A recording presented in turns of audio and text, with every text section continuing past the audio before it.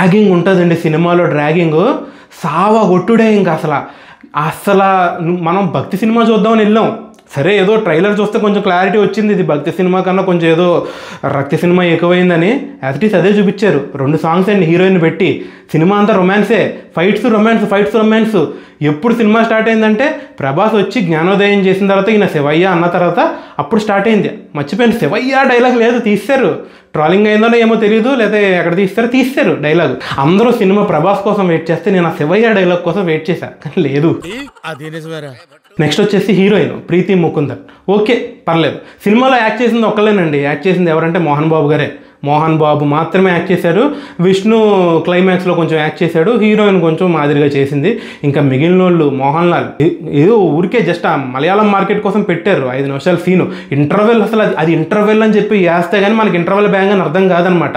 అలాంటి interval bang